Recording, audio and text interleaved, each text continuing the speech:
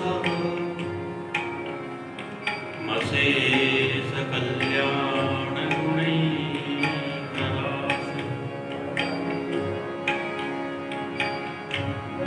व्यूहाङ्गिनं ब्रह्म परं वरेण्यं ध्यायेम कृष्णं कमलेक्षणं हरिम्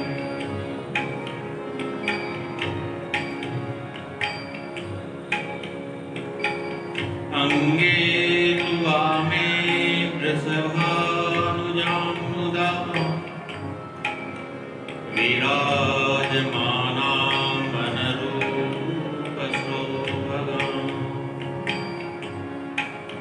सखी सहस्रैः परिसेवितां सदा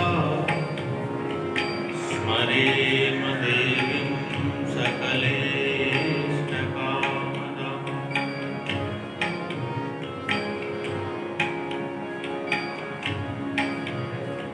श्रीमते सर्वविद्यानां प्रभवाय सुब्रह्मणे आचार्याय मुनीन्द्राय निम्बार्काय नमो नमः।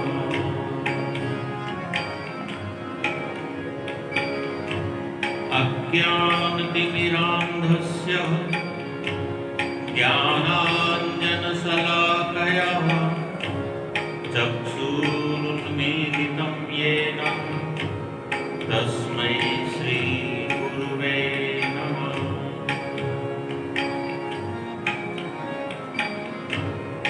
अतुलितबलधामं हेमशैलावदेहं दनुजवनकृशानं ज्ञानिनामग्रगण्यम् सकलगुणनिधानं वानराणामधीशं रघुपतिप्रियभक्तं वातजातं नमामि।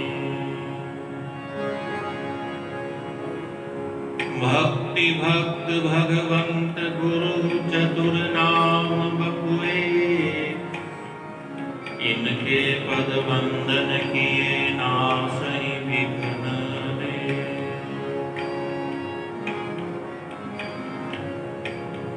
श्री राधा सर्वेश्वर भगवान की जय।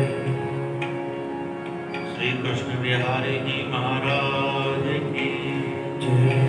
श्री गिरधारी जी महाराज की जय। श्री निम्बार्क भगवान की जय। श्री सद्गुरुदेव भगवान की जय। गौ माता की जय। भारत माता की जय। सत्य सनातन धर्म की जय। जय जय श्री राधे। जय जय श्री राधे। जय जय श्री राधे।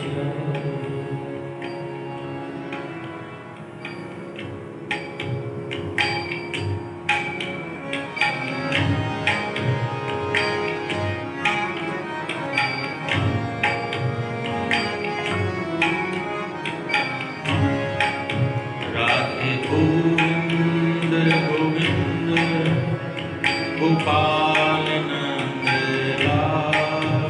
राधे गोविंद गोविंद गोपाल नंद लाल। राधे गोविंद गोविंद गोपाल नंद लाल। राधे गोविंद गोपाल राधे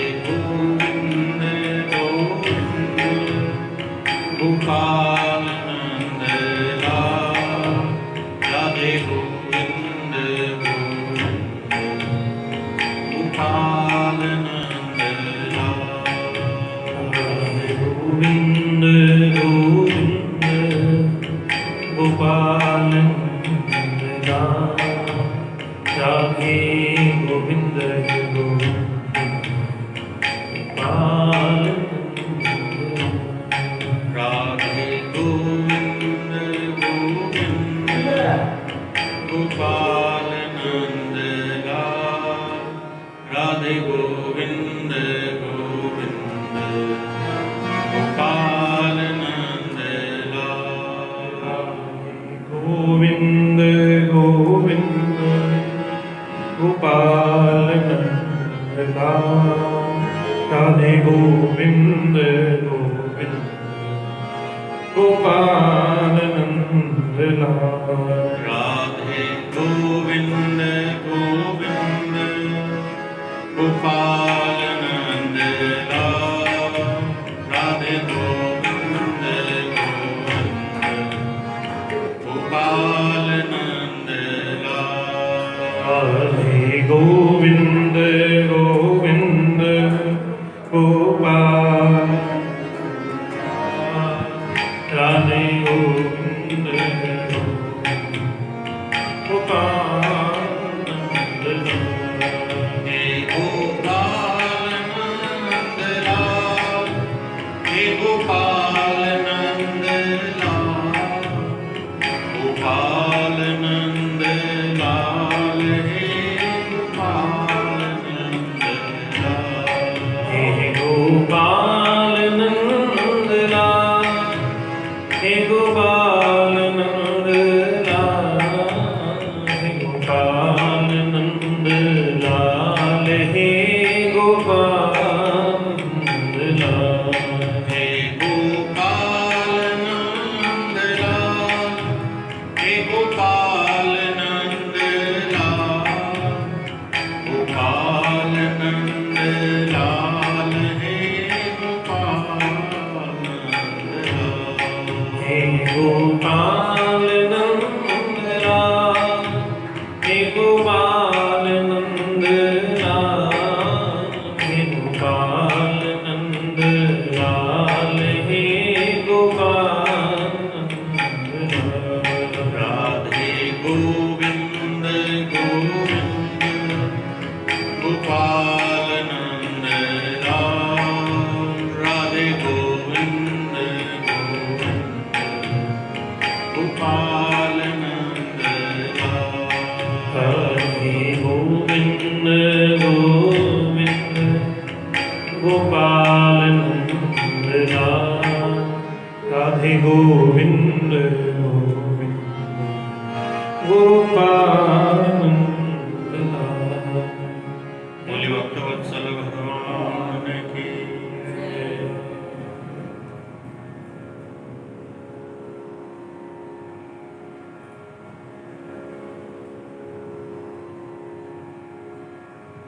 पुरुषोत्तम भगवान की। पुरुषोत्तम मास की।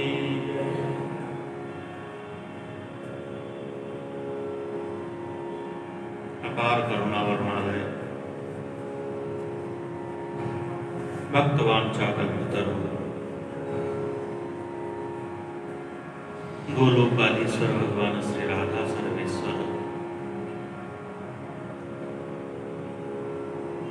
श्री कृष्ण बिहारी जी श्री गिरधारी जी महाराज अस्मत् गुरु परंपरा समस्त संत परंपरा वैष्णव परंपरा भक्त परंपरा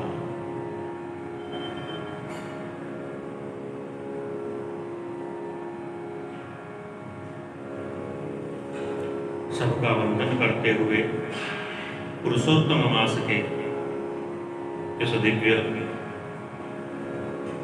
अवसर पर भगवान की प्रसन्नता के लिए भगवान के भक्तों के उदार चरित्रों का अवलोकन श्री नाभादास जी महाराज कृत भक्तमाल का आश्रय लेते हुए हम लोग कर रहे हैं।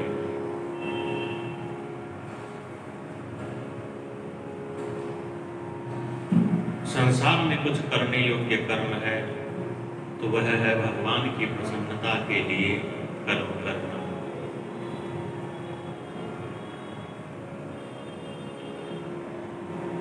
श्रीमद् भगवत गीता के अंदर भी भगवान ने ऐसा ही उपदेश किया कि सब कुछ छोड़ करके एकमात्र मेरी शरणागत हो जाओ। मेरा बन जा।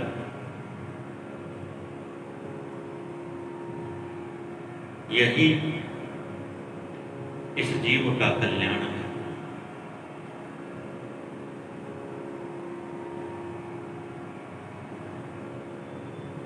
भक्तों के इस चरित्रों में श्री नामदेव जी महाराज का चरित्र पूर्व प्रसंग में हमने श्रवण किया, जिनके अनेक जीवन चरित्रों का वर्णन, जीवन प्रसंगों का वर्णन हमने श्रवण किया। कितने सरल भक्त हैं,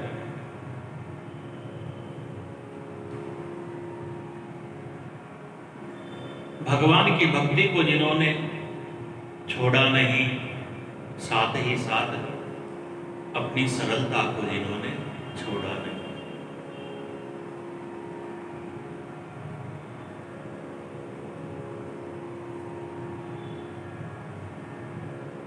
कोई भी जगह है, कोई वस्तु है, कोई पात्र है, जैसे एक कलश मान लो, लोटा है, उस कलश के अंदर जल भरा है।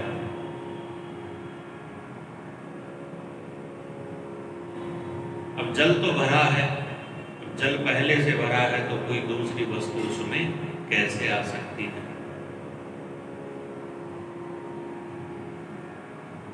दूध भरा है तो कोई दूसरी वस्तु उसमें कैसे आ सकती है? या और कुछ भरा है, पहले से यदि कुछ है तो दूसरी वस्तु कैसे आ सकती है?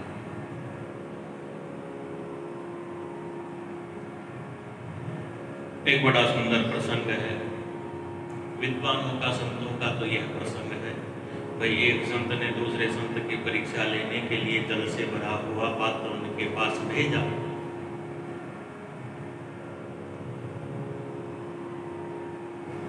भेजने का तात्पर्य यह था कि मैं ज्ञानवान पहले से ही हूँ, बहुत ज्ञान है मेरे अंदर, सब कुछ मैं पढ़ चुका, सब कुछ जानता हूँ, अब मुझे और क्या आवश्यकता है, या उपदेश सुनने की मुझे और क्यों आवश्यकता है?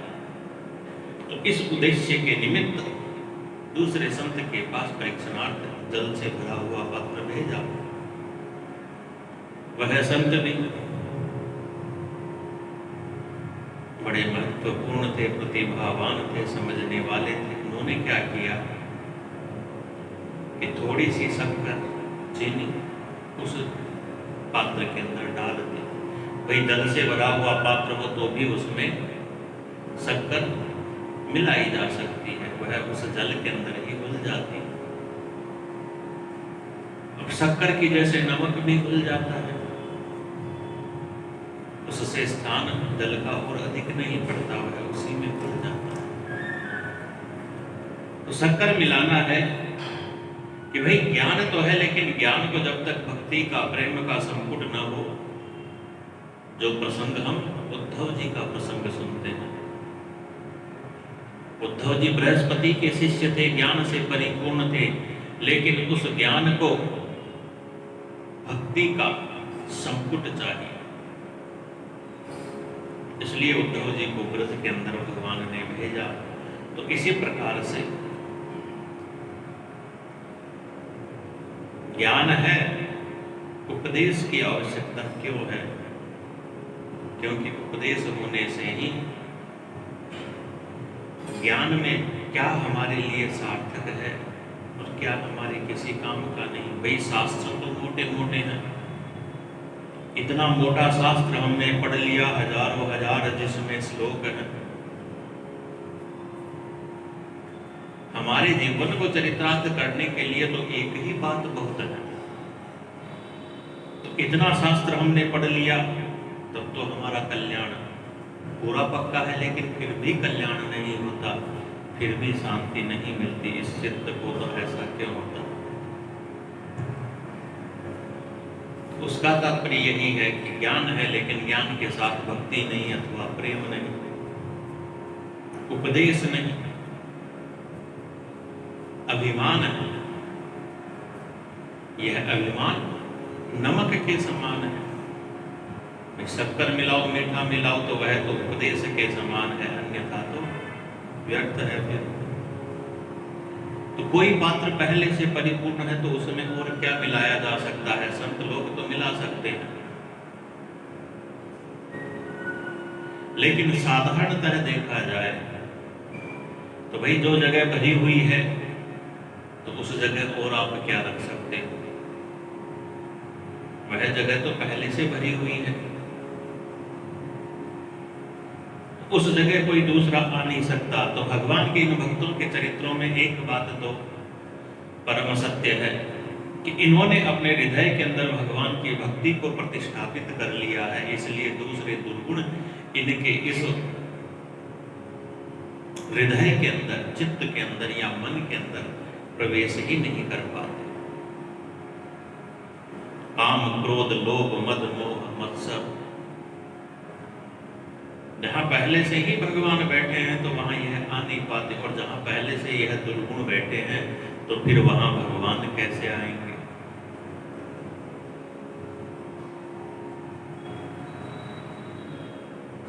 तो भक्तों के हृदय के अंदर तो भगवान की भक्ति है, और भगवान की भक्ति के साथ साथ सरलता, विनम्रता, करुणता, दयालुता इत्यादि सद्गुण विद्यमान है। इसलिए इनके हृदय के अंदर कुछ भी हो, कैसी भी परिस्थिति हो, दुर्गुणों का प्रवेश सहज में हो ही नहीं पाता। यदि हो भी जाता है तो भगवत भजन के, भगवत भक्ति के प्रताप से, और उससे यह शीघ्र मुक्त भी हो जाते हैं। ऐसा भागवत जी के अंदर भी भगवान ने स्वयं कहा कि जो अहर्निश निरंतर मेरी भक्ति करता है, यदि उससे कुछ गलत भी हो जाता है तो भी मैं उसके दोष से उसे मुक्त कर लेता हूं, बचा लेता हूं। ऐसा भगवान का स्वयं का वचन है।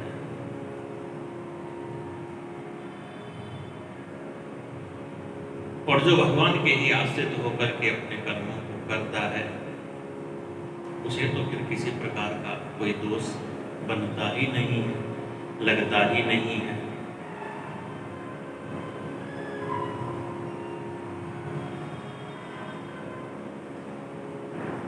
तो भक्तों के यह चरित्र, नामदेव जी महाराज का चरित्र, सब में भगवत भक्ति की निष्ठा रखने वाले, तो इसी प्रकार के एक परम भक्त हुए कवि जयदेव के नाम से वह प्रसिद्ध हुए। गीत गोविंद का, गीत गोविंद नाम का बड़ा सुंदर स्तोत्र, जिसमें भगवान की रास लीला का बड़ा सुंदर वर्णन है। नित्य गोलोक धाम में भगवान का जो रास सेवा है, किस प्रकार से वृंदावन की इन कुंजों के अंदर राधे जी के साथ, अन्य सखियों के साथ और भगवान की लीलाओं का परम मनोहारी वर्णन कवि जयदेव जी ने किया है। उनकी कथा का वर्णन प्रारंभ होता है।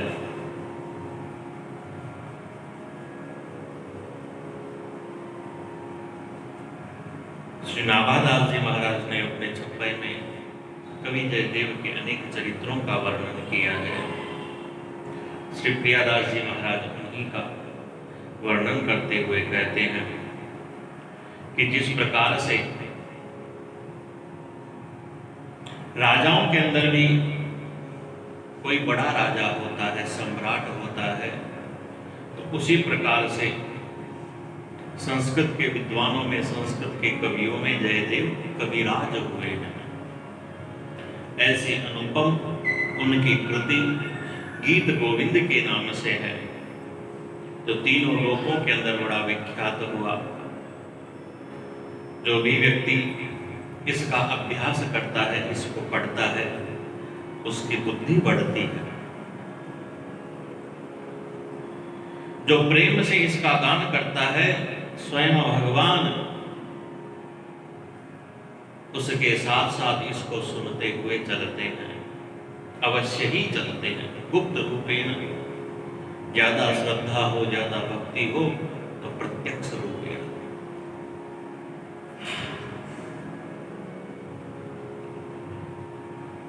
ऐसे गीत गोविंद की भी महिमा है कि संत सरोरुह खंड को पद्मापति सुख जनक रवि। पद्मापति ही ऐसे पद्मापति, पद्मावती के ये पति कवि जयदेव सुख जनक रवि, सूर्य के समान सुख जनक है। भाई सर्दी के अंदर सूर्य बड़ा सुखदायी होता है, गर्मी में तो बड़ा भीषण लगता है, लेकिन शीतकालीन जो सूर्य होता है बड़ा सुखदायी। तो ऐसे सुख जनक सबको भक्ति का रहस्य प्रदान करने वाले कवि जयदेव, ब्राह्मण कुल के अंदर जिनका जन्म हुआ, किंदविल्लु नाम का ग्राम है, इनके पिता जिनका नाम भोजदेव, इनकी माता का नाम राधा। बचपन से ही संस्कार युक्त है, इसलिए भगवान की भक्ति का अंकुर हृदय में है, भगवान की भक्ति में तल्लीन रहते हैं, अपने माता पिता इत्यादि की सेवा करते हैं। माता पिता इत्यादि भगवत धाम को प्राप्त हो जाते हैं तो फिर अकेले भगवान का भजन करते हैं। किस प्रकार से कि दिन दिन प्रति रुख रुख तर जाई रहे, कहे एक कूदड़ी कमंडल को राखिए। सब कुछ था, सब कुछ दे दिया, एक कमंडलू एक लोटा अपने पास रखा और साथ में एक कूदड़ी कंथा बिछाने के लिए, एक गुदड़ी और साथ में एक कमंडल। बस यह अपने पास में रखा और भगवान का भजन करते। उसी समय की बात है कि एक ब्राह्मण जिसकी पुत्री जब विवाह योग्य होती है तो भगवान जगन्नाथ के मंदिर में जाकर के और भगवान जगन्नाथ से कहता है, हे जगन्नाथ, मेरी इस पुत्री की अवस्था विवाह योग्य हुई है, मैं आपके समर्पित करने के लिए इसे लेकर के आया हूं। तो भगवान जगन्नाथ कहते हैं, अरे जयदेव नाम का एक भक्त है मेरा, वह मेरा ही स्वरूप है, वह जयदेव मेरा ही स्वरूप है, मैं ही हूं। सो मेरी आज्ञा मानो, उसे ही जाकर के यह अपनी पुत्री समर्पित कर दो, उसके साथ इसका विवाह कर दो। भगवान जगन्नाथ की आज्ञा सुनकर के वह ब्राह्मण अपनी पुत्री को लेकर के कवि जयदेव के पास में आए और आकर के इनसे कहा, मैं यह अपनी कन्या आपको अर्पण करना चाहता हूं, आप इसे स्वीकार कीजिए। कवि जयदेव कहते हैं, भाई कन्या को देने से पहले वर के वैभव इत्यादि का विचार तो करो, जिसे तुम कन्या देना चाहते हो वह कैसा है, कैसे रहता है, सब प्रकार से संपन्न तो है। यदि संपन्न नहीं है, गरीब है, तो तुम्हारी कन्या दुख पाएगी, कष्ट पाएगी। तो ऐसा विचार तो करो, देखो मेरे पास तो कुछ भी नहीं, रहने को झोपड़ी भी नहीं। तो ब्राह्मण ने कहा, देखो मैं स्वयं यदि कन्यादान करता तो मैं इस बात पर विचार भी करता, लेकिन मैं तो भगवान जगन्नाथ की आज्ञा से कर रहा हूं, मुझे तो भगवान जगन्नाथ ने आज्ञा दी है, तो आप इसे स्वीकार करो। भगवान जगन्नाथ की आज्ञा मान करके भी कवि जयदेव ने स्वीकार नहीं किया। कवि जयदेव कहते हैं, अरे भगवान की आज्ञा है, लेकिन फिर भी मैं पालन करने में समर्थ नहीं। वे भगवान तो सब समर्थ हैं, उनके तो हजारों रानियां हैं, उनका वह पालन पोषण कर सकते हैं, लेकिन मैं तो एक का भी नहीं कर सकता।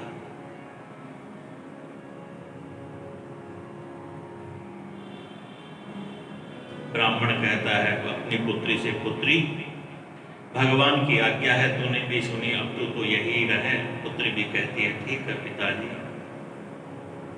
मैं इन्हें ही अपने मन से अपना पति स्वीकार कर चुकी हूँ, अब तो इन्हीं के समीप रहूंगी। कवि जयदेव ने जब देखा नहीं मानते हैं, तो भगवान की आज्ञा मान करके स्वीकार कर लिया। अब वही गृहस्थी हो गई, तो गृहस्थी को तो रहने को कुटिया चाहिए, तो कैसे जैसे करके एक सुंदर सी कुटिया बनाई, सुखपूर्वक उसमें रहने लगे। और कुछ समय व्यतीत हुआ, कवि जयदेव के मन में गीत गोविंद की रचना करने की बड़ी उत्कृष्ट इच्छा हुई। भगवान का ऐसा सुंदर काव्य में रचो जिसमें भगवान की प्रेमा भक्ति का सरस वर्णन हो। तो गीत गोविंद की रचना फिर करने लगे, जैसे समय मिलता वैसे अपना लेखन कार्य करते। और इनकी धर्म पत्नी, इनकी अर्धांगिनी वह पद्मावती, वह इनकी सेवा मनोनुकूल सेवा करती रहती। एक समय की बात हुई कि जब उस ग्रंथ की रचना कर रहे थे, तो यह तो रास का वर्णन है, प्रेम का वर्णन है।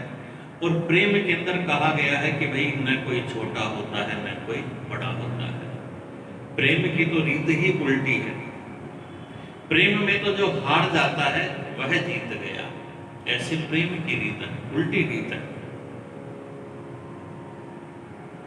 भाई और कहीं आप डूब जाओ तो आप मर जाओगे, लेकिन भगवान के भक्ति रूपी प्रेम में आप डूब जाओ तो आप तर जाओगे। तो यहाँ की रीत उल्टी। तो इसी समय बड़ा सुंदर ऐसा भाव कवि जयदेव के मन में आ गया कि स्मर गरल खंडनम मम शिरसि मंडनम देहि पद पल्लवम उदारम। स्मर गरल खंडनम, स्मर यानी कामदेव, गरल काम रूपी विष का जिन्होंने और खंडन किया, नाश कर दिया, कामदेव को भी जिन्होंने परास्त कर दिया। मम शिरसि मंडनम, मेरे मस्तक के जो और आभूषण है, मेरे मस्तक के जो मुकुट ही हैं, ऐसे वे प्रिय देहि पद पल्लवम उदार।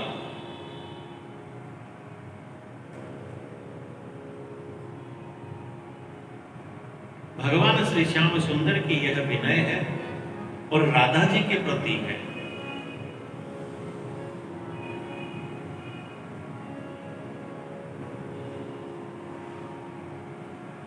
कि हे प्रिय, आप अपना यह पद पल्लव और मेरे मस्तक के ऊपर रखो। देहि पद पल्लवम उदारम मम शिरसि मंडनम।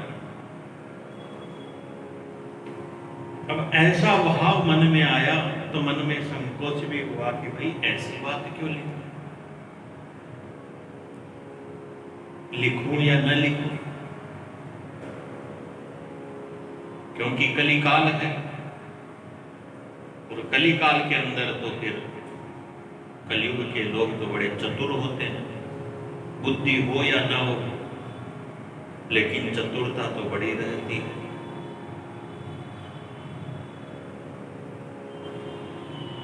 जिस बात का कोई मतलब भी नहीं हो, उस बात के हजारों मतलब निकाल लेते हैं। कलयुग के लोग तो ऐसे, कोई मतलब नहीं हो जिस बात का, उस बात के भी हजारों मतलब निकाल लेते हैं।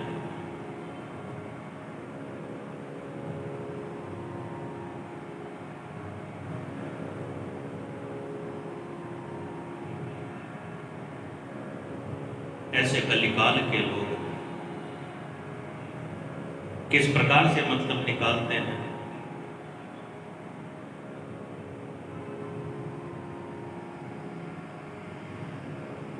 जैसे हमारे देश के प्रधानमंत्री जी हैं ना, उन्होंने एक बार कहा कि भाई देश के अंदर इतना काला धन है, यदि सबको बांटा जाए तो इतना इतना सबको मिल जाएगा, 15-15 लाख सबको मिलेगा। तो लोग बाग लग गए, भाई हमारे 15 लाख दो, हमारे 15 लाख दो। क्या बता रहे हैं, क्या समझा रहे हैं, क्या कहना चाहते हैं, वह नहीं मिल रहा। बस ये दे दो, अभी तक मांग रहे हैं लोग। अपने 6 वर्ष के कार्यकाल में जिन्होंने ऐसे ऐसे और जिन कार्यों की प्रतीक्षा हमें सदियों से थी, ऐसे ऐसे निर्णय हुए इस कार्यकाल के अंदर, लेकिन फिर भी नहीं, लोग तो केवल बस वही 15 लाख लेकर के बैठे हैं, वही दे दो। और वो लोग मांगते हैं जिन्होंने इनको वोट नहीं दिया होगा। तो भाई कलयुग के मनुष्य तो ऐसे हैं। तो जो प्रत्यक्ष है, संपन्न है, सामर्थ्यवान है, उसको नहीं छोड़ते। भरी सभाओं के अंदर पता नहीं क्या क्या उसको बोलते हैं, चोर बोलते हैं और बोलते हैं। देश के प्रधानमंत्री को भी तो छोड़, आप लोग विचार करो कि जो अप्रत्यक्ष है भगवान, भाई भगवान तो आकर के किसी से कुछ कहने से रहे, तो उन भगवान के बारे में फिर क्या बोलेंगे।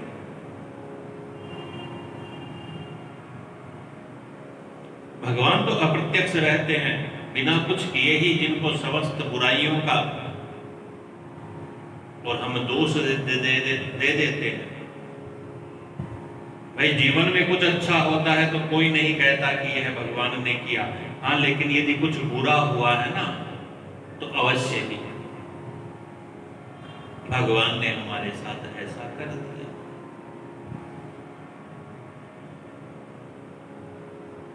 लेकिन एक बात याद रखना, गोस्वामी तुलसीदास जी महाराज ने कहा कि सो परत्र दुख पावही, सिर धुनि धुनि पछिताय, काल ही कर्म ही ईश्वर ही मिथ्या दोष लगा। काल, कर्म और ईश्वर को जो मिथ्या दोष देता है, भाई कर्म का फल हमको मिलता है, लेकिन कर्म तो हमने ही किया, हमने बुरा कर्म क्यों किया। बुरे कर्म का फल बुरा होता है, अच्छे कर्म का फल अच्छा होता है। अच्छा कर्म भी यदि बुरी नियति से करोगे तो उसका फल बुरा ही होगा। मुख के अंदर आप नमक की डली रख करके और शक्कर का स्वाद लेना चाहो तो आपको शक्कर का स्वाद नहीं आएगा।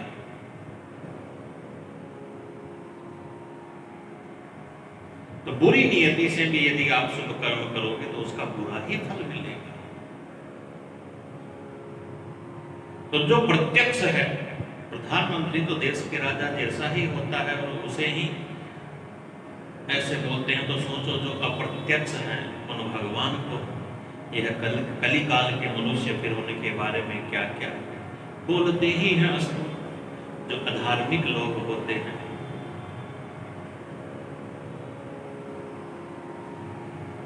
तो कवि जयदेव के मन के अंदर यह बात आई कि भाई इस बात को लिखना चाहिए या नहीं लिखना चाहिए। अपनी अपनी एक पद्धति भी होती है संप्रदाय के अनुसार भगवान की सेवा पूजा करने की।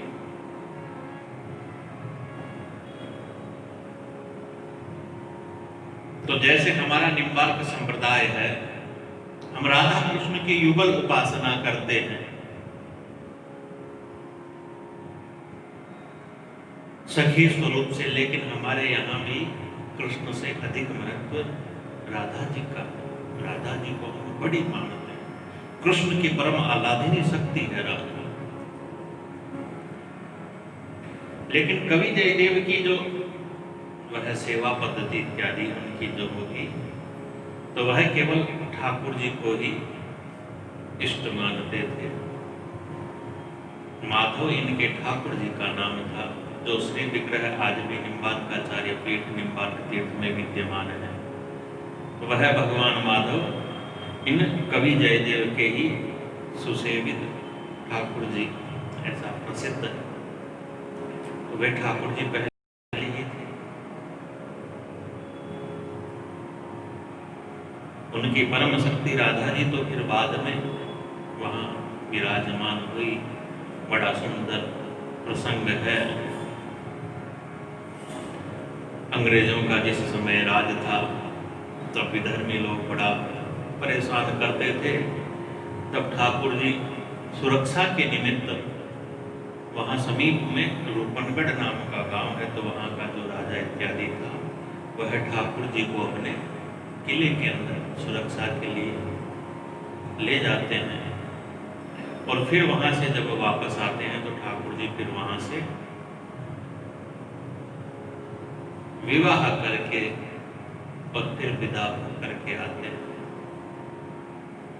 फिर युगल स्वरूप से और वहाँ पर आचार्य पीठ में ठाकुर जी विराजमान हुए। तो यह भाव मन के अंदर आया,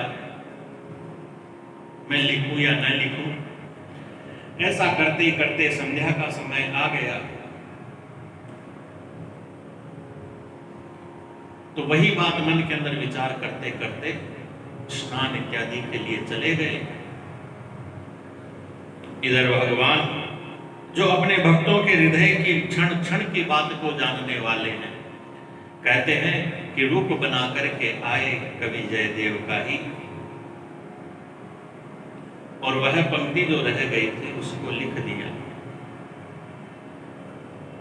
कहते हैं स्नान करने गए थे, वह तो मन में यही विचार करते करते गए। कवि जयदेव को तो टाइम लग गया, लेकिन भगवान तो और तुरंत बन करके आ गए। आकर के अपना सायंकालीन संध्या वंदन इत्यादि किया। इनकी जो धर्म पत्नी थी पद्मावती, उससे भोजन इत्यादि के लिए कहा। भोजन इत्यादि करके बड़े प्रेम से और फिर वह पंक्ति लिख करके और भगवान पुनः अंतर ध्यान हो जाते हैं। थोड़ी देर में कवि जयदेव जी जब आते हैं, आकर के देखा तो पूछा, भाई यह किसने लिखा? तो पद्मावती ने कहा, अभी अभी आप ही तो लिख करके गए थे। कवि जयदेव समझ गए कि मैंने तो नहीं लिखा, अवश्य ही प्रभु ने स्वयं ही यह लिख दिया।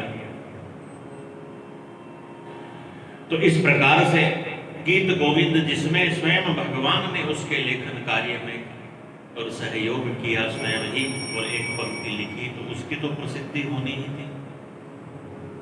तो गीत गोविंद की बड़ी प्रसिद्धि होने लगी। जगन्नाथपुरी का राजा था, वह भी भगवान का बड़ा भक्त था, बड़ा पंडित था। तो उसने भी फिर एक गीत गोविंद लिख दिया और अपने विद्वान पंडितों को, ब्राह्मणों को बुला करके कहा कि यही गीत गोविंद है, इसको लिख लिख करके पढ़ा करके और इसका प्रचार प्रसार करो। उन ब्राह्मणों ने जब देखा तो कहा, ये तो वो गीत गोविंद नहीं है, यह तो उससे अलग है। तो राजा था भाई, बात उसके अहंकार को अड़ गई।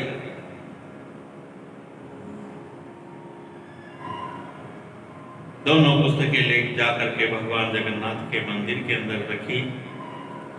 तो भगवान ने जो राजा वाली पुस्तक थी उसको तो अलग ही फेंक दिया, और कवि जयदेव की जो पुस्तक वह गीत गोविंद थी उसके ऊपर अपना हार रख दिया या अपने हार से उसे बांध दिया। ऐसा यह उपक्रम हुआ। राजा को बड़ी आत्मग्लानि हुई। अब तो मैं डूब करके मर जाऊंगा। तो समुद्र की ओर चल दिया। भगवान ने आकर के रोका। राजा ने पूछ लिया, जो जयदेव ने लिखा वैसा ही तो मैंने भी लिखा, फिर क्यों मेरी पुस्तक बाहर आपने फेंक दी? तो भगवान ने कहा, जयदेव ने जो लिखा वह सरल सहज स्वभाव से और लिखा है, लेकिन तुमने थोड़ा मन में अहंकार करके, अभिमान भर करके अपनी प्रसिद्धि के लिए यह सब किया, इसलिए यह दोष युक्त हो गई। लेकिन फिर भी तुम अपने प्राण त्याग मत करो। कवि जयदेव की गीत गोविंद प्रसिद्ध होगी, लेकिन तुम्हारे ग्रंथ के भी कुछ श्लोक उसमें लिख दिए जाएंगे। उसके साथ साथ तो यह श्लोक भी प्रसन्न सबको पसंद आएंगे, सबके मन को हर्षित करेंगे, तुम्हारी रचना प्रसिद्ध हो जाएगी, यानी तुमने जो लिखा है वो प्रसिद्ध होगा।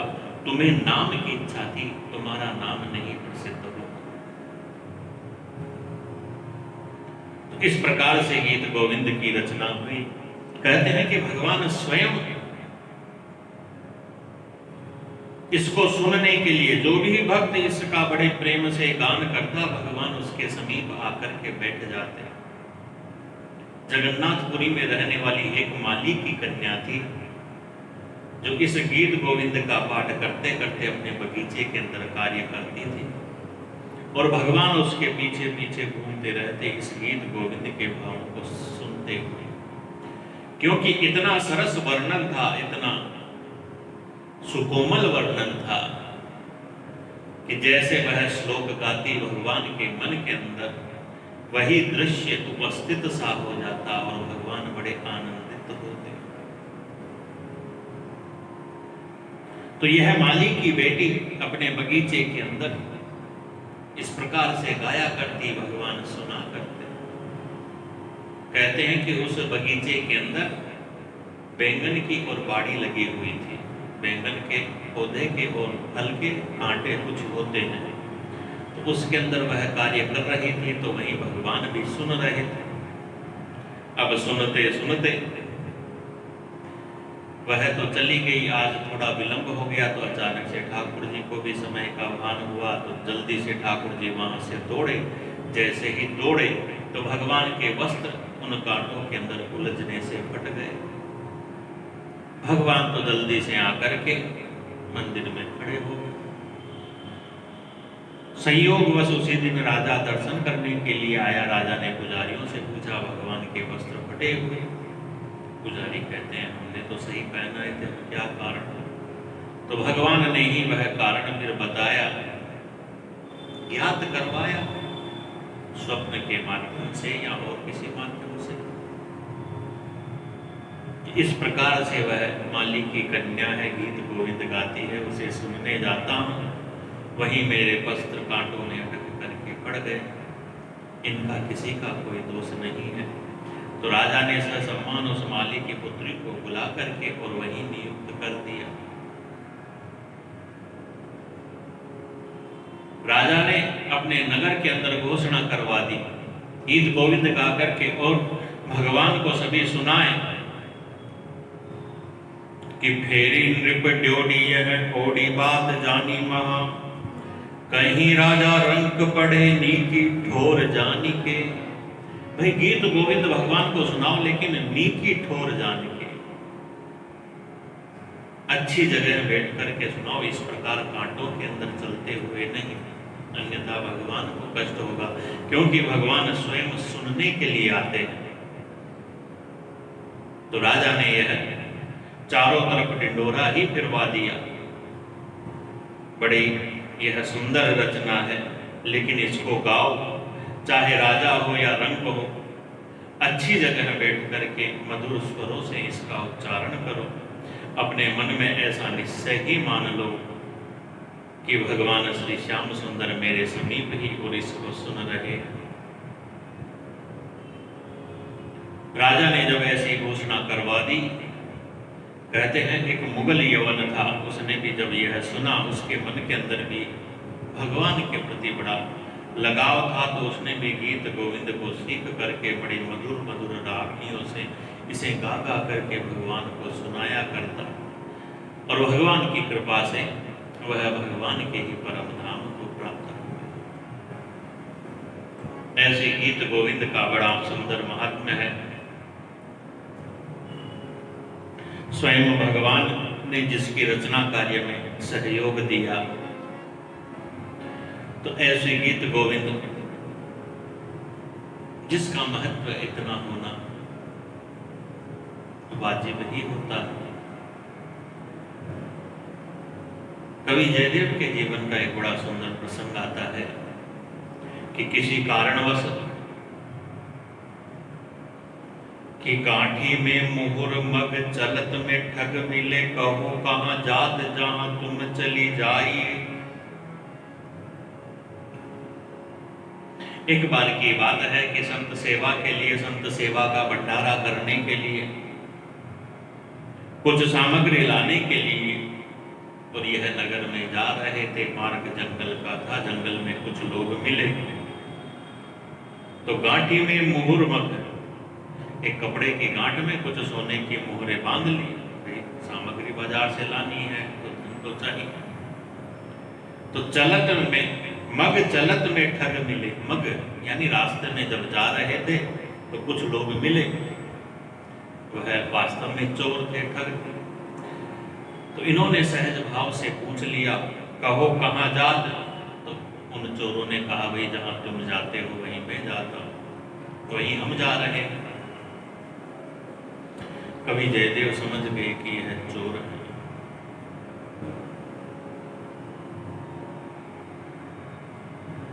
कि जानी लई बात खोली, द्रव्य पकड़ाई दियो, लियो चाहे जोई सोई, सोई मुंह को ल्याइए।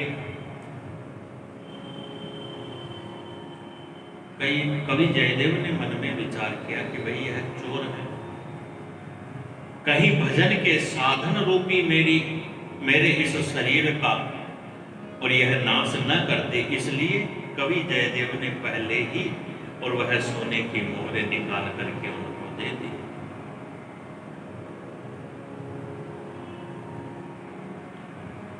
उन चोरों के मन के अंदर यह आया कि भाई यह ऐसा क्यों कर रहा है, अवश्य ही यह अभी तो हमें धन दे रहा है और जैसे ही नगर पास में आएगा तो हम सबको यह पकड़ा भी देगा। तो ऐसा मन में विचार करके एक चोर कहता है, इसने बड़ी चातुरी की, लेकिन इसको मार डालना चाहिए, नहीं तो हम पकड़े जाएंगे। तो दूसरा कहता है, मारो मत, अरे इसका धन तो आ ही गया है, यह कहीं पहचान के हमको पकड़ा दे तो हम क्या करेंगे। तो ऐसा ही करते करते फिर उन चोरों ने कवि जयदेव के हाथ पैरों को काट दिया और एक खड्डे में पटक करके चले गए।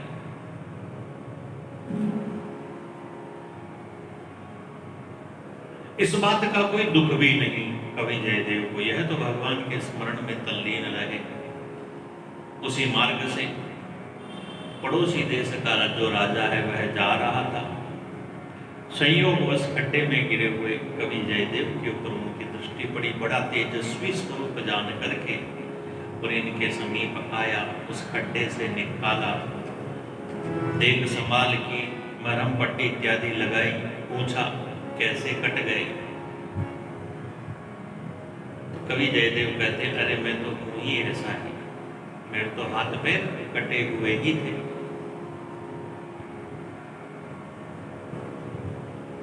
कवि जयदेव ऐसे स्वरूप को प्राप्त हुए।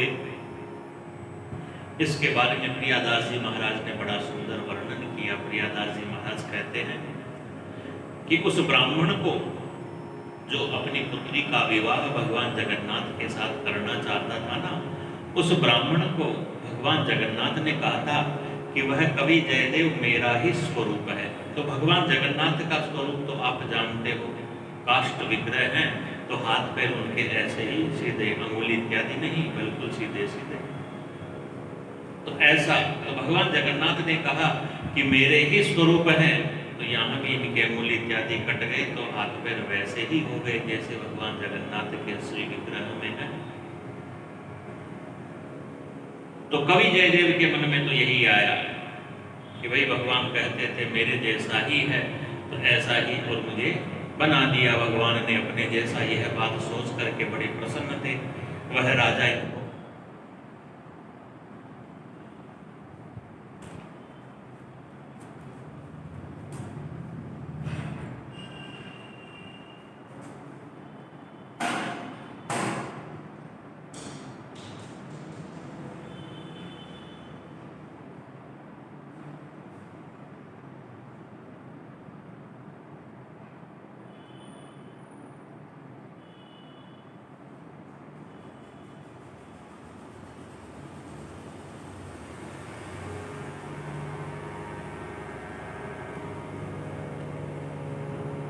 भगवान का परम भक्त बड़ा दिव्य पुरुष जान करके वह राजा इन्हें अपने साथ ले जाता है।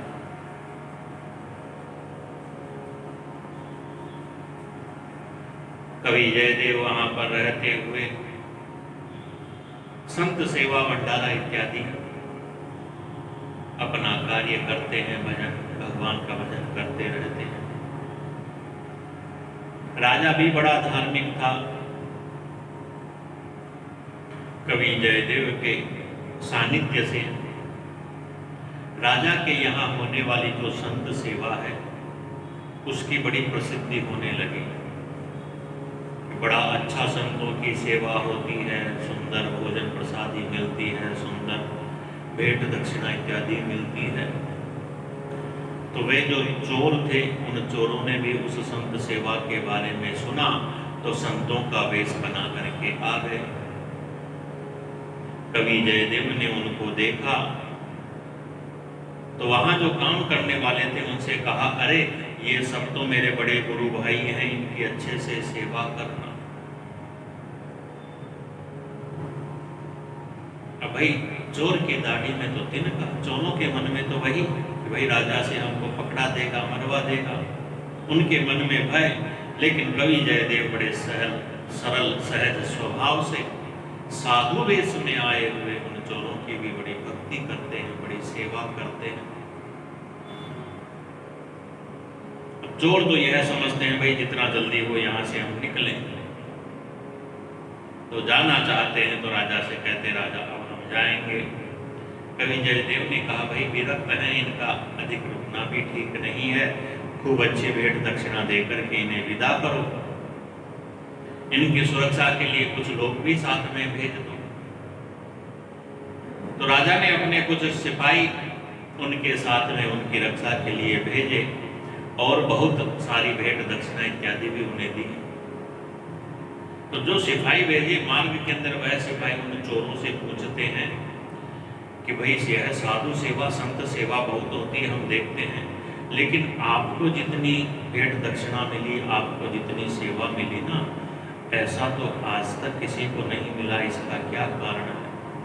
तो चोरों के मन में तो चोर ही था। कवि जयदेव के प्रभाव को तो वह जान ही नहीं पाए। तो एक झूठी कहानी बना करके उन लोगों को बताने लगे कि भाई यह और हम किसी एक राजा के यहाँ नौकरी करते थे, वहां इसने बुरा काम किया तो राजा ने कहा इसे मार डालो।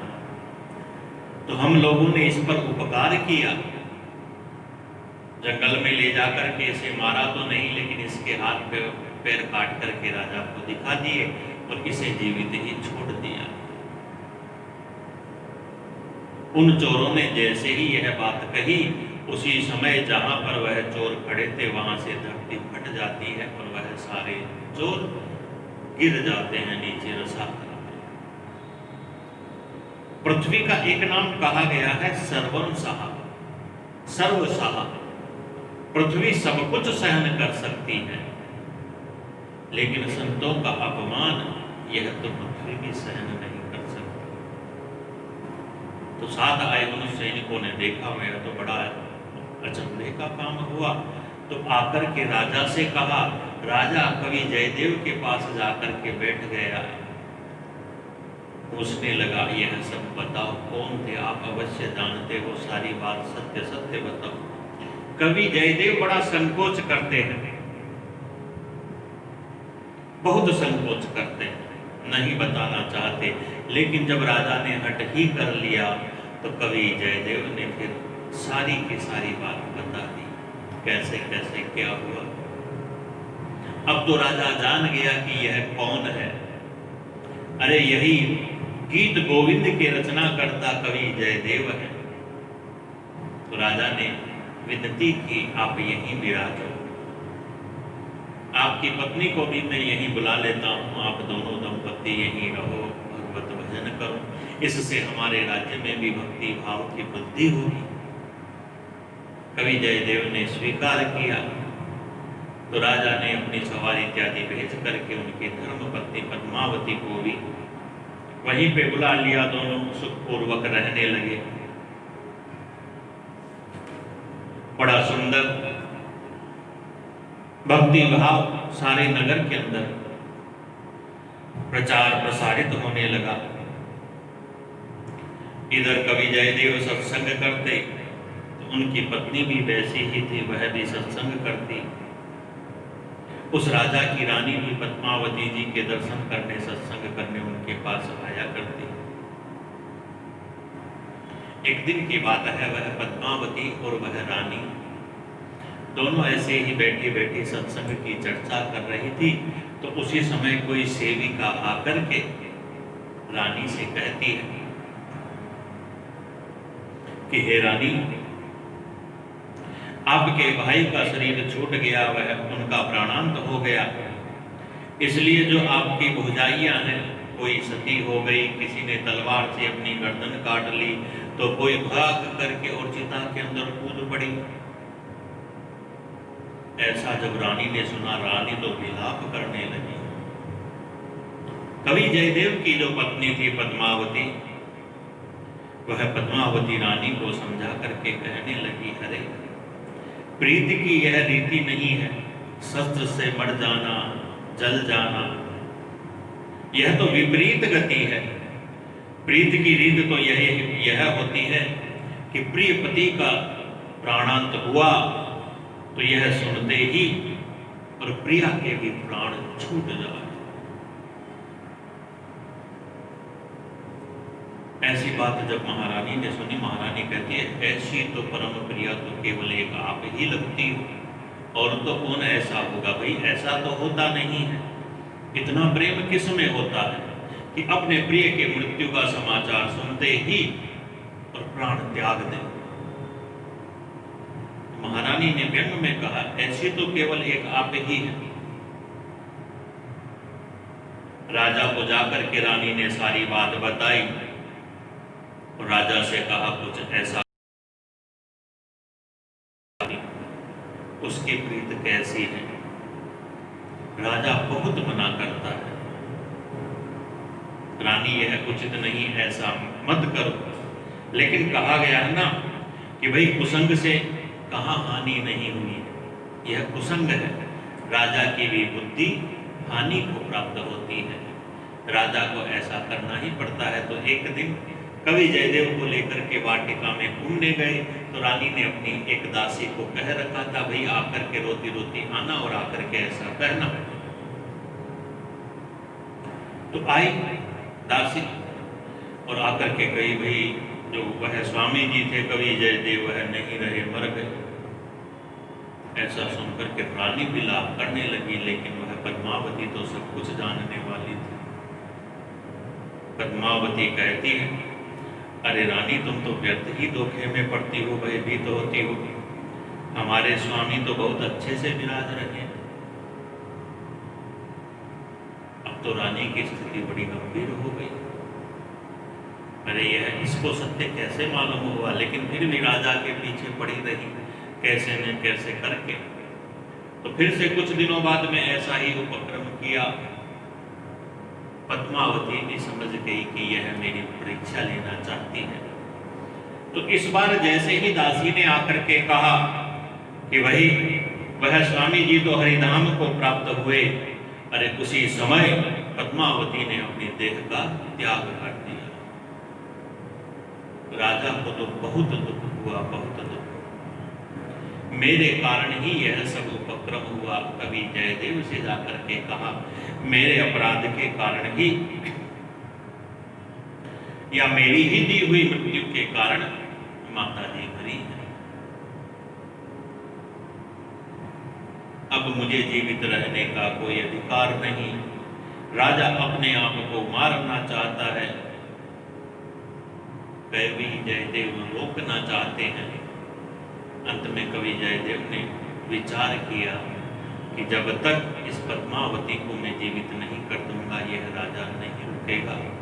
तो गीत गोविंद के उत्तम स्वभाव जो है उन्हें गा करके और कवि जयदेव ने पद्मावती जी को फिर से जीवित कर लिया। चारों तरफ इनकी जय जयकार होने लगी। इस प्रकार से कवि जयदेव ने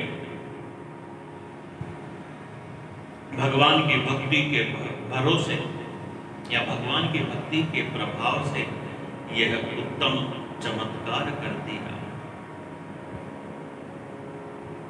वह राजा तो फिर भी बड़ा ग्लानि में रहा। कवि जयदेव ने उनको समझाया, भगवान की भक्ति का आशीर्वाद दिया और फिर वहां से अपने गांव किंदुबिल्व को पुनः लौट करके आ गए। कवि जयदेव के यह परम चरित्र चमत्कार जैसा नाभाजी महाराज ने सुने वैसा यह सब वर्णन किया। पुनः अपने गांव में आकर के अपनी उसी कुटिया के अंदर रहने लगे कि देवधुनि सोत हो 18 कोस आश्रम ते, सदाई स्नान करे धरे योग्यताई को, भयो तन वृद्ध तऊ छोड़े नहीं नित्य नेम, प्रेम देखी भारी निशि कही सुखदाई को। देवधुनि सोत हो 18 कोस आश्रम ते। कहते हैं कवि जयदेव का एक नियम था नित्य गंगा स्नान करने का, और जहां इनकी कुटिया थी वहां से गंगा जी 18 कोस पर थी। सदाई स्नान करे धरे योग्यताई को, 18 कोस की सदैव स्नान करके आते। योग बल की सिद्धि थी, इसलिए योग बल के प्रभाव से शीघ्रता से जाकर के स्नान करके आ जाते। लेकिन योग बल में क्या होता है कि भाई बड़ा परिश्रम लगता है योग साधना में। तो धीरे धीरे जब वृद्धावस्था आई तो योग की शक्ति, योग में बल ज्यादा लगने लगा तो शरीर ज्यादा थकने लगा। लेकिन फिर भी गंगा स्नान को नहीं छोड़ा। तो इनकी निष्ठा देख करके स्वयं गंगा माता इनके सामने प्रकट होकर के इनसे कहती है कि भाई अब तुम यह अपना नियम छोड़ दो, मानसिक स्मरण कर लिया करो, मानसिक स्नान कर लिया करो। लेकिन फिर भी नहीं माने कवि जयदेव, नित्य आने जाने लगे। गंगा जी ने फिर आकर के कहा, देखो यह तुम्हारे आश्रम के समीप नदी है, मैं इसी में आ जाऊंगी, तुम इसी में स्नान कर लेना। कवि जयदेव ने कहा, मुझे कैसे पता चलेगा तुम इसमें आ गई हो? तो गंगा जी कहती है, देखो इस नदी में कोई कमल के पुष्प नहीं खिलते ना। कवि जयदेव कहते हैं नहीं खिलते। तो भाई अब मैं आ गई हूं इसमें, कल से कमल के पुष्प खिलेंगे, तो कमल के पुष्प रहे तब तुम स्नान करना मुझे ही समझ करके। तो दूसरे दिन प्रातः काल जैसे ही स्नान का समय हुआ तो जाकर के देखा तो आश्रम के समीप बहने वाली उस नदी में ही कमल के पुष्प खिले हुए थे। तो गंगा जी को उसी में आया हुआ जान करके कवि जयदेव फिर उसी में स्नान करने लगे। अपने नित्य नियम का निर्वहन इस प्रकार से किया। हमारे शास्त्रों के अंदर एक वचन आता है कि धर्मो रक्षति रक्षिता। भाई हम दृढ़ता पूर्वक धर्म की रक्षा करते हैं तो धर्म भी हमारे नियम की रक्षा करता है, हमारी रक्षा करता है। आप नियम पूर्वक कोई नियम बना लो, दृढ़ता से उसका पालन करो, तो कभी कुछ अकारण यदि उस नियम में कुछ विघ्न बाधा आ जाए तो भगवान उसमें कृपा करते हैं उस नियम को निभाने के अंदर।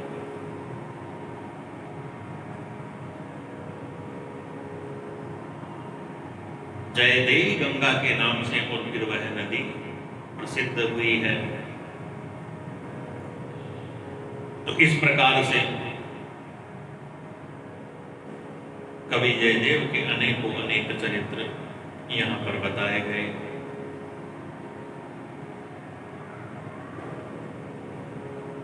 कि प्रकट भयो जयदेव मुख, अद्भुत गीत गोविंद, कयो महाश्रृंगार रस, सहित प्रेम मकरंद। गीत गोविंद बड़ा उत्तम। पुनः यहाँ पर भक्तों के इस क्रम में पद्मावती जी का नाम आया। कवि जयदेव की पत्नी धर्म पत्नी पद्मावती जी स्वयं भगवान जयदेव के रूप में आकर के इनके हाथों का बना हुआ प्रसाद ग्रहण करते हैं और वह श्लोक की जो लाइन है वह लिख करके जाते हैं। इन्हें तो पता ही नहीं, यह तो उसी भाव से उनकी सेवा उनकी आराधना करती है जैसे अपने पति की परमेश्वर भाव से सेवा करती थी।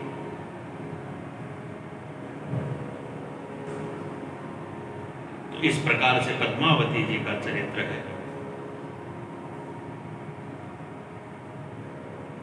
परमानंद प्रसाद ते माधो सुकर सुधार दियो, श्रीधर श्री भागवत में परम धर्म निर्णय कियो। श्रीधर स्वामी का वर्णन भक्तों के इस प्रसंग में आता है। श्रीधर स्वामी श्रीधराचार्य जी जिन्होंने भागवत के ऊपर बड़ी सुंदर श्रेष्ठ टीका लिखी है, श्रीधरी टीका। आज तक जितनी भी भागवत जी के ऊपर टीकाएं लिखी गई है उनमें सर्वश्रेष्ठ श्री श्रीधर स्वामी की टीका है। और इसका कारण यह है कि श्री श्रीधर स्वामी ने भागवत ग्रंथ के विषय में जो परम धर्म है, जो भगवत धर्म है, उसका यथार्थ निर्णय किया। अर्थात जैसा व्यास जी और सुखदेव जी बताना चाहते हैं ना, ठीक वही बातें विस्तार पूर्वक अपनी टीका के अंदर लिखी और कोई दूसरा ऐसा नहीं कर सकता।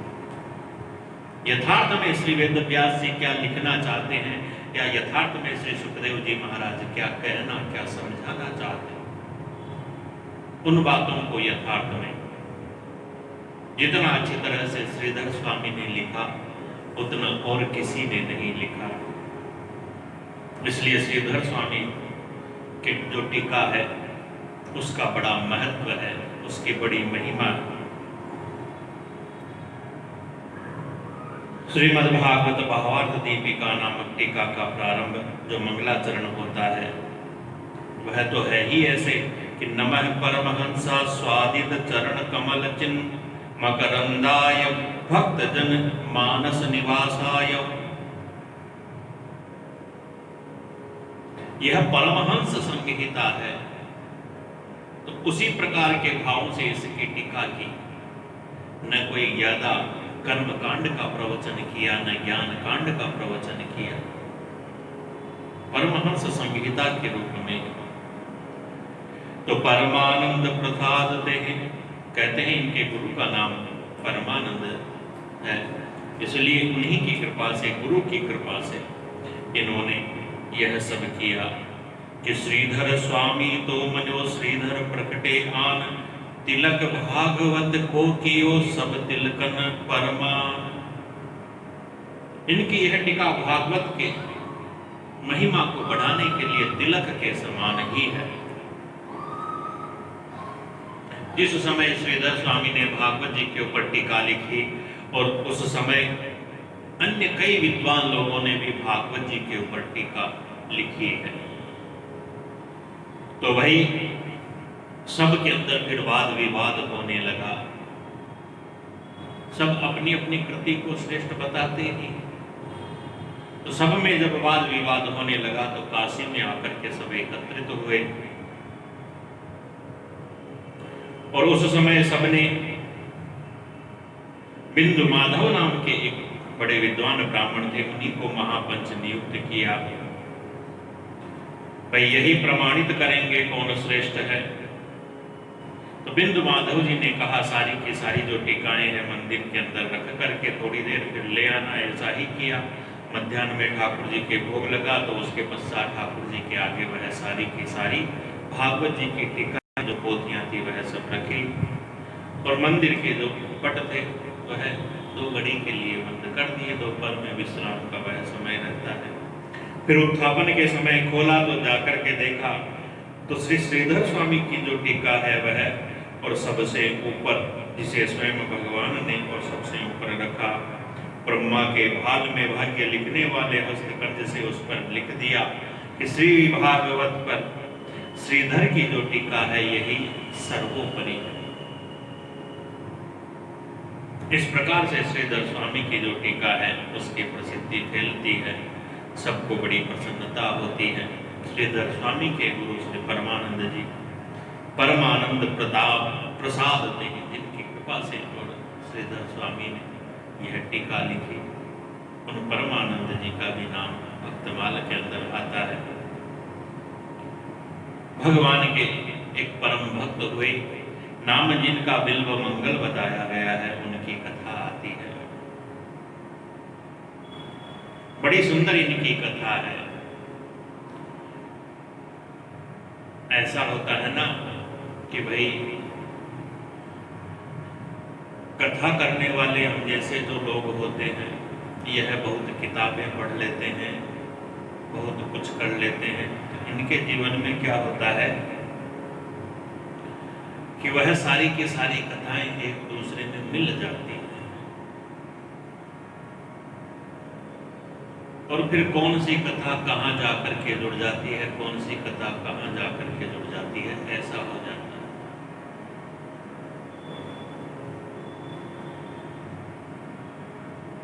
तो जो कथा हम तुलसीदास जी महाराज के बारे में सुनते हैं ना, वह कथा तुलसीदास जी महाराज के बारे में है या नहीं यह तो पता नहीं, लेकिन बिल्व मंगल के चरित्र में यहाँ पर बताई गई है। भगवान के परम भक्त परम मंगलमय स्वरूप बिल्व मंगल ही हैं, जिन्होंने कृष्ण करुणामृत नामक ग्रंथ बड़ा सुंदर रचा है, जो भगवान की कृपा को परत्व मंगल स्वरूप ही सबके लिए उपस्थित कराने वाला है। चिंतामणि संग पाय के ब्रजबधु के लिबरनी अनूप, कृष्ण कृपा को पर प्रकट बिल्व मंगल मंगल स्वरूप। बड़ा सुंदर भगवान श्री कृष्ण की लीलाओं का वर्णन किया है। दक्षिण में कृष्ण विरयणा कावेरी नदी के तट पर ब्राह्मण कुल में बिल्व मंगल का जन्म हुआ। ब्राह्मण कुल में हुआ, लेकिन कहते हैं जैसे ही युवावस्था आई, चिंतामणि नाम की एक वैश्या के प्रेम में बड़े आसक्त हो गए। अब तो दिन भर वहीं व्यतीत होता। एक दिन परिवार में घर में कोई कार्य था, पिता का श्राद्ध इत्यादि, तो इनको घर में रुकना पड़ा। तो दिन भर वह कार्यक्रम चला तो उसमें रहे, शाम होते होते बड़े अधीर हो गए। तो यह जो श्राद्ध पक्ष आता है ना, यह वर्षा ऋतु में आता है, चातुर्मास्य में। तो वर्षा ऋतु उस समय रहती है। वह जो वैश्या थी चिंतामणि, वह नदी पार रहती थी और इनका इधर उधर रहती थी। तो भाई दिन भर तो घर के काम में यह व्यस्त रहे, शाम होते होते बड़े अधीर हो गए, तो अपनी उस प्रेमिका से मिलने के लिए यह तो निकल पड़े। चलते चलते अंधेरा हो गया, रात सी हो गई। वर्षा ऋतु थी, नदी में भी पानी ज्यादा था। एक बार तो भय लगा मन में, लेकिन फिर मन में विचार किया, भाई उसे देखे बिना मैं वैसे मर जाऊंगा, और नदी इतनी भयंकर आ रही है, इसमें वैसे डूब के मर जाऊंगा, तो मरना तो है ही। तो चलो प्रयास करते हुए मरूं। तो नदी में छलांग लगा दी। संयोग बस कोई मुर्दा बहता हुआ आ रहा था, उसको पकड़ लिया, उसके सहारे से दूसरे पार उतर गए। उसके घर के पास पहुंचे तो भाई रात्रि हो गई थी, तो उसके घर का मुख्य द्वार इत्यादि सब बंद था। इन्होंने सोचा भाई कैसे करूं, क्या करूं, कैसे भीतर जाऊं। ऐसा देखा तो देखा समीप ही ऊपर से नीचे तक कुछ रस्सी जैसा लटका हुआ है, जो वास्तव में अजगर था। उसी को पकड़ करके ऊपर चढ़ गए, और ऊपर से अंदर बरामदे के अंदर जैसे ही छलांग लगाई, तो वह कूदने की आवाज हुई, जिसे सुन करके और वह वैश्या बाहर आई। बाहर आकर के जैसे ही देखा कि दीपक बराई जो पे देखे बिल्व मंगल है, बड़ो ही अमंगल तो कियो कहा आए के है। रात्रि थी, अंधकार था, तो दीपक दीपक जला करके जब देखा तो यह तो बिल्व मंगल है। तो उस बिल्व मंगल से वह वैश्या कहती है, अरे तू तो बड़ा ही अमंगल है। क्यों कहा आए कि इतनी रात को कहां से आया, कैसे आया? तो वह कहता है, अरे तुमने ही तो नाव भेजी, उसी पर बैठ कर के आया, तो ऊपर कैसे चढ़ा? तो तुमने रस्सी बांध रखी थी, उसे पकड़ करके चढ़ा। तो जाकर के जब देखा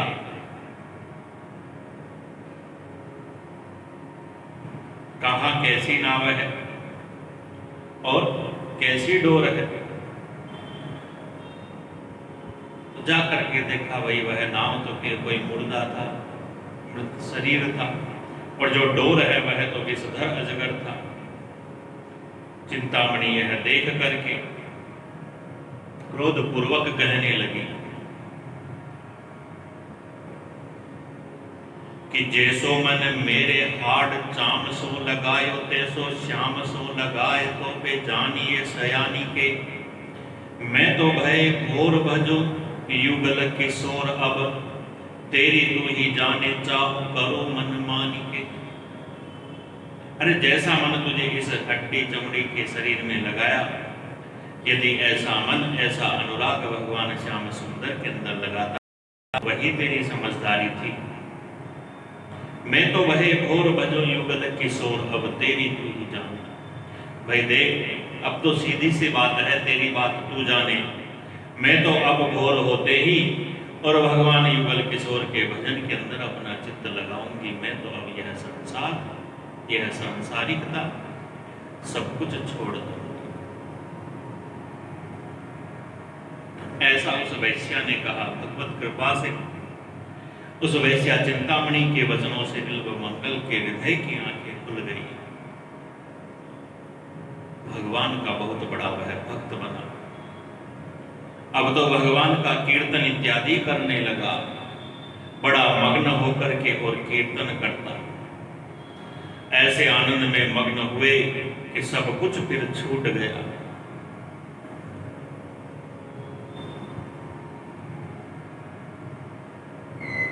कीर्तन करते करते मन में आया, चलो वृंदावन चलना चाहिए। चले वृंदावन मन कहे, कब देखो जाए, आई मग माझ एक ठोर मति भीजिए। तो सोमगिरी को इन्होंने अपना फिर गुरु बनाया, गुरु दीक्षा इत्यादि ली, भगवान का भजन कीर्तन इत्यादि करते रहे। गुरु जी की सेवा में रह करके वृंदावन दर्शन करने की जब इच्छा हुई तो चले। चलते चलते मार्ग में एक सरोवर आया, वहां पर कुछ देर विश्राम करने के लिए रुक गए। सरोवर पर जल भरने के लिए उस गांव की कोई एक युवती, नवविवाहिता युवती कोई थी, वह आई हुई थी, जिसके रूप को देख करके बिल्व मंगल जी उसके प्रति आकृष्ट हो गए। प्रियादास जी महाराज कहते हैं कि बिल्व मंगल जी ने अपने साधु वेश का भी और तनिक ध्यान नहीं रखा, उसी के पीछे पीछे मत वाले होकर के उसके घर तक पहुंच गए। जब द्वार पर पहुंचे तो देखा उसका पति घर में ही था। उसने आकर के पूछा, अरे महाराज बताओ मैं आपकी क्या सेवा करूं? बिल्व मंगल जी ने सहज भाव से बता दिया कि भाई बात यह है, यह स्त्री मुझे बड़ी सुंदर लगती है, इसी के रूप के प्रति आकृष्ट होकर के और मैं यहाँ तक चला आया। तो वह व्यक्ति भी बड़ा साधु सेवी था, सरल हृदय था और भगवान की महिमा, भक्तों की महिमा को जानने वाला भी था। इसलिए वह व्यक्ति अपनी पत्नी को कहता है कि तुम अच्छा सुंदर श्रृंगार करके इन संत जी की सेवा करो, इनके लिए प्रसाद बनाओ, इन्हें प्रसाद कराओ इत्यादि। तो सुंदर रसोई बना करके फिर वह युवती सुंदर थाल में भोजन पदार्थ इत्यादि रख करके और बिल्व मंगल जी के सामने ला करके रख देती है, स्वयं भी बैठ जाती है। ऐसी सेवा देख करके बिल्व मंगल के मन के अंदर भाव आता है, देखो मैंने साधु का वेश बना रखा है, लेकिन मैं असाधु हूं। असली साधु तो यह है, किस सरल भाव से इसने अपनी स्त्री को मेरी सेवा करने की आज्ञा दे दी। साधु तो ऐसा होना चाहिए, मैं तो असाधु हूं। किस कारण मेरे मन के अंदर काम ने प्रवेश किया या वासना ने प्रवेश किया है? अरे उसका मार्ग तो मेरे यह नेत्र ही है। तो उस युवती से बिल्व मंगल कहते हैं कि मुझे तो सुई चाहिए, मुझे तो सुई ला करके दो। युवती ला करके दे देती है। तो उन्हीं सुइयों से बिल्व मंगल जी अपने नेत्रों को फोड़ लेते हैं। अब तो बस यह सांसारिक नेत्र तो फूट गए, अब तो हृदय की आंखें हैं जिनसे केवल भगवान का ही दर्शन करते हैं। उस भक्त को तो बड़ा डर लगता है, भाई ऐसा क्यों हुआ? बिल्व मंगल जी कहते हैं, भाई हम तो असाधु हैं, तुम साधु हो। अपने हृदय के भाव को प्रकट कर देते हैं। वह भक्त तो पहले से ही जानता था कि भाई भगवान की और भगवान के भक्तों की महिमा कैसे होती है। तो इस प्रकार से कि कियो अपराध हम साधु को दुखायो, अहो बड़े तुम साधु, हम नाम साधु धर्यो है। रहो अजु सेवा करो, करी तुम सेवा ऐसी, जैसी नहीं काहू माज, मेरो मन भर्यो है। चले सुख पाई दृग भूत से छुटाए दिए, दिए ही कि आखिन सो अबे काम पर्यो है। और बैठे वन मध्य जाई, भूखे जानी आप आई, भोजन कराई, चलो छाया दिन धर्यो है। अरे हम दोनों से बड़ा अपराध हुआ, हमने संत को दुख पाया, हम बड़े अभागी हैं। तो बिल्व मंगल ने कहा, नहीं, वस्तुतः तो तुम ही बड़े साधु हो। मैं तो साधु वेश को महाकलंक लगाने वाला असाधु हूं। साधु का तो केवल नाम मात्र मुझे है, वास्तव में तो तुम ही साधु हो। भक्त ने बड़ा विनय किया, आप यहीं रहिए, मैं आपकी सेवा औषधि सब करता हूं। बिल्व मंगल जी कहते हैं, तुमने तो मेरी ऐसी सेवा करके मेरा मन हर लिया है। किसी ने कोई ऐसी सेवा कहाँ करता होगा। भगवान की कृपा तुम पर बनी रहे। इसी प्रकार से भगवत भजन साधु सेवा तुम करते रहो। इस प्रकार से अपने नेत्र रूपी प्रेतों को अपने शरीर से छुड़ा करके और फिर सुखपूर्वक से वृंदावन की ओर चले। मार्ग में जंगल आ गया, रात्रि होने लगी। भूखे थे तो स्वयं भगवान आकर के इन्हें भोजन कराते हैं और फिर हाथ पकड़ करके कहते हैं, बाबा अब तो रात्रि आ गई, सुरक्षित जगह है और तुम अपना आसन जमा करके रात्रि विश्राम करो, फिर आगे सुबह चले जाओ। तो भगवान ने जैसे इनका हाथ पकड़ा, इन्होंने भगवान का हाथ पकड़ लिया, स्पर्श से अनुभव कर लिया कि यह कौन है। तो जैसे ही दूसरी जगह जाकर के भगवान ने तो हाथ छोड़ दिया, लेकिन इन्होंने भगवान का हाथ छोड़ा नहीं। तो भगवान थोड़ा जोर लगाने लगे। जोर लगा करके भगवान ने अपना हाथ छुड़ा ही लिया। तो बिल्व मंगल जी कहते हैं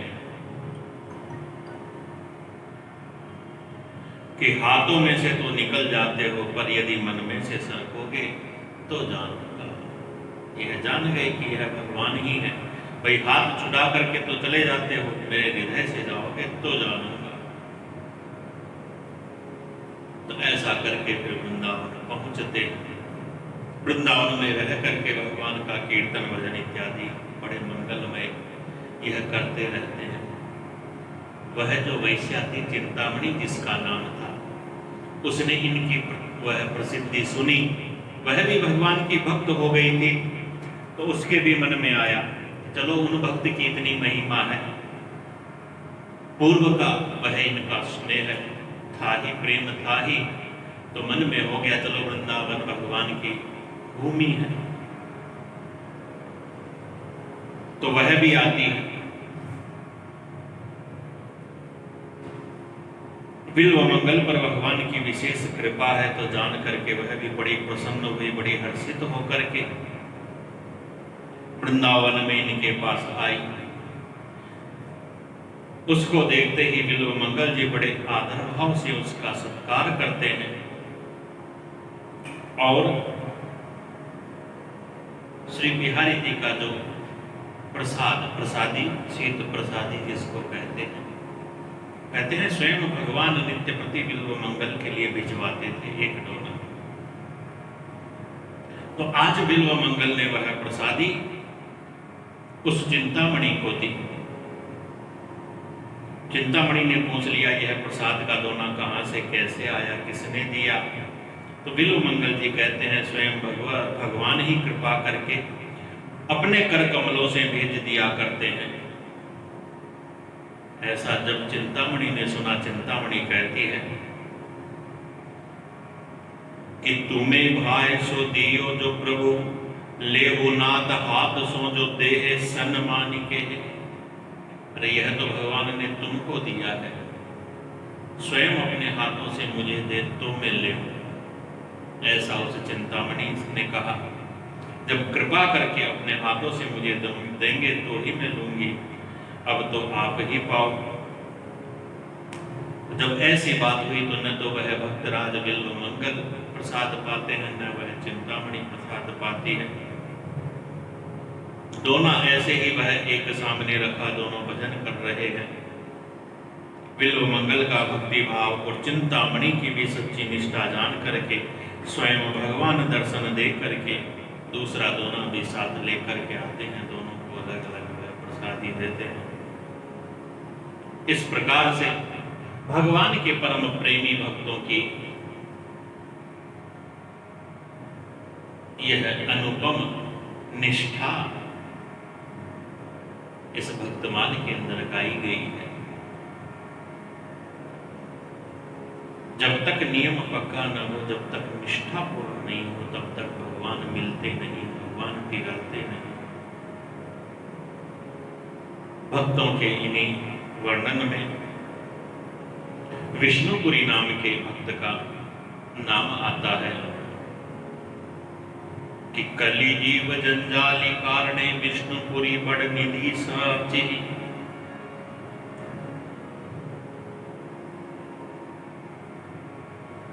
भगवत धर्म क्या होता है? वो भगवत धर्म जिसमें 9 प्रकार की भक्ति बताई गई है, और 9 प्रकार की भक्ति के साथ साथ प्रेमा भक्ति और पराभक्ति।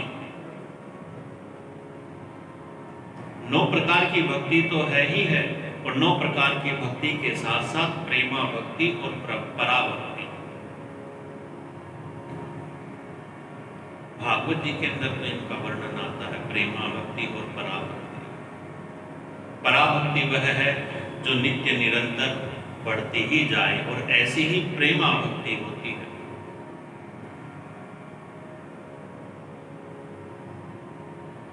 यही वास्तविक भगवत धर्म है, इसी धर्म का पालन करना चाहिए। तो भगवत धर्म को सब धर्मों से ऊंचा जान करके और वैसा ही वर्णन विष्णुपुरी जी ने किया है। अन्य धर्म जो है, वर्ण आश्रम इत्यादि के भी जो धर्म है, इनकी ओर उन्होंने कभी देखा ही नहीं। अरे जैसे कि पीतर पटतर विगत निशंक जो कुंदन रेखा, कृष्ण कृपा कही बेली फलित सत्संग दिखायो। पीतर पटतर विगत निशंक जो कुंदन रेखा, जैसे सुनार के पास में कसौटी होती है, उस कसौटी के ऊपर पीतल को आप घसो तो वैसी रेखा तो हो जाती है, लेकिन वह कसौटी उसमें से किंचित भी ग्रहण नहीं करती। लेकिन आप सोने को घसो तो सोने को ग्रहण कर लेती है। ऐसे यह विष्णुपुरी जी जो भगवत धर्मों को ग्रहण करने वाले हैं, सांसारिक धर्मों को नहीं, वर्ण आश्रम इत्यादि के जो धर्म है इनका नहीं। इस प्रकार से भगवान श्री कृष्ण की कृपा रूपिणी और जो भक्ति बेल है, जिसका फल सत्संग बताया गया। भगवान की कृपा क्या है? भगवान की कृपा से ही हमें सत्संग रूपी फल मिलेगा।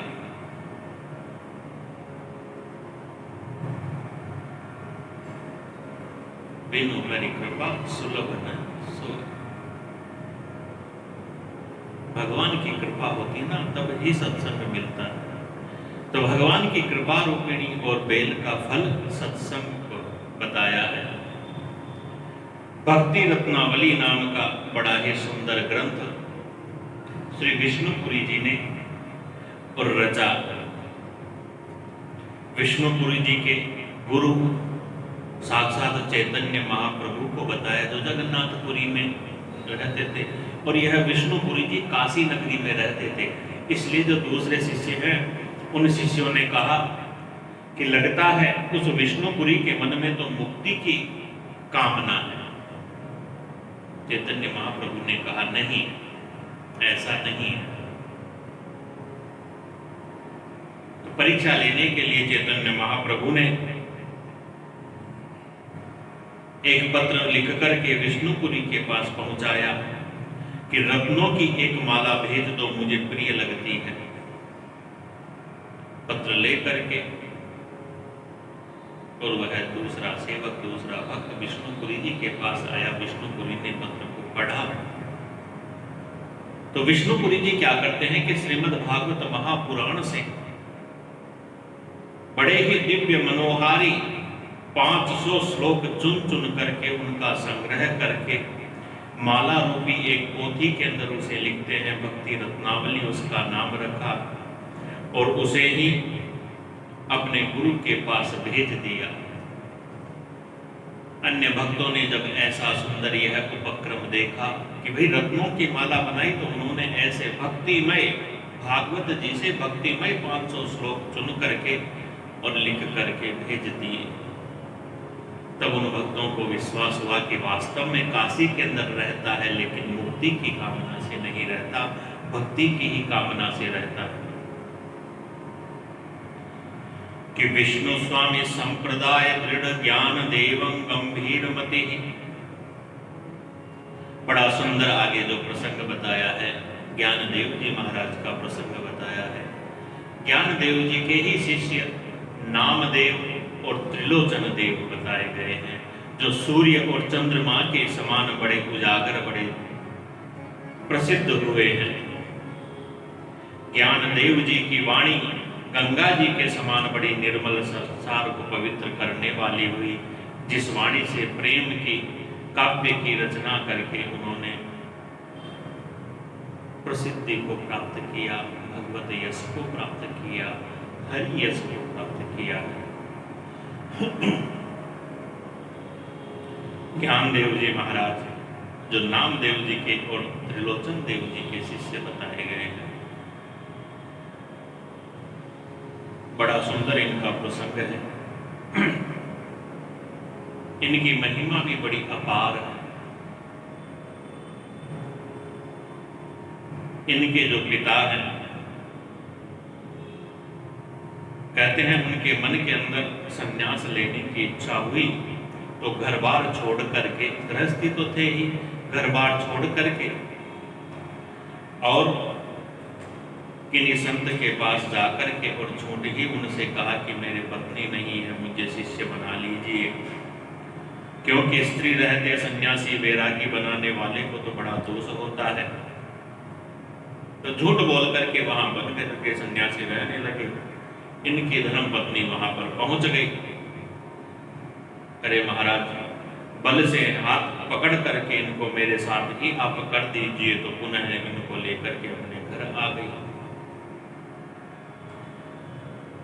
अब ऐसा उपक्रम हुआ तो इनके जो जाति बंधु थे, अन्य ब्राह्मणों ने इन्हें अपनी पंक्ति से अलग कर दिया।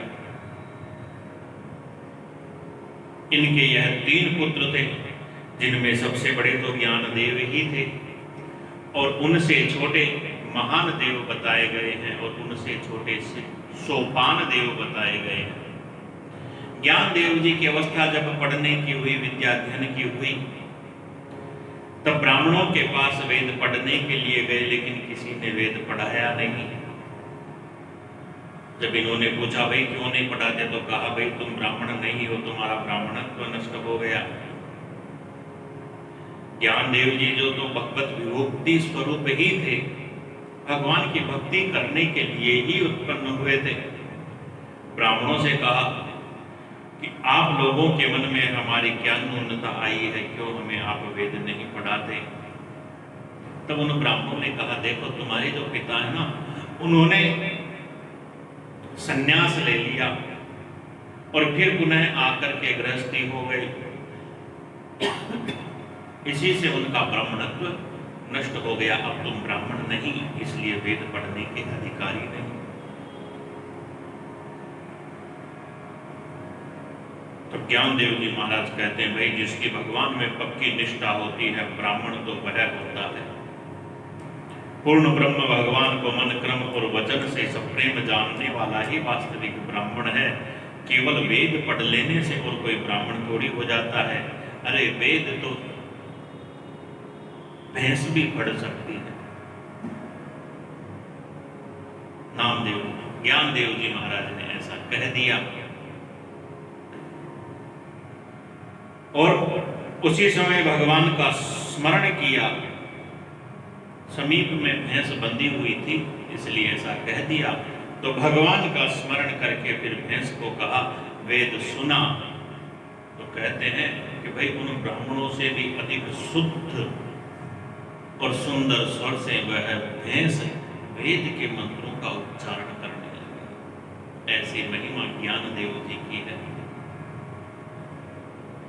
वह शिक्षित ब्राह्मण बड़े लज्जित हो गए, चकित हो गए। भक्ति महारानी का प्रभाव और प्रताप उन्होंने जाना। ज्ञानदेव जी के चरणों में पढ़ करके अपने देह जाति के अभिमान को त्याग करके सबके सब फिर ज्ञानदेव जी के शिष्य हुए। इनके मत में स्थित होकर के दीनता पूर्वक भक्ति, भगवत भक्ति की दीक्षा सबने और ग्रहण की है। ऐसा ज्ञानदेव जी का प्रभाव और प्रताप बताया गया है। ज्ञानदेव जी का तो नामदेव जी से भी महान और वर्णन किया गया है। इस प्रकार से भक्तों के यह चरित्र हैं। आगे और भी बड़े ही बड़े मधुराति मधुर प्रशंसनीय भक्तों के चरित्र हैं। तो यथाक्रम अपने इस सत्संग क्रम में अवलोकन करते रहेंगे। सबकी मंगल कामना के लिए भगवान के मंगलमय चरणारविंदों के अंदर इस प्रसंग को समर्पित करते हुए भगवान नाम का आश्रय लेकर के विश्राम करते हैं। बोले भक्तवत्सल भगवान की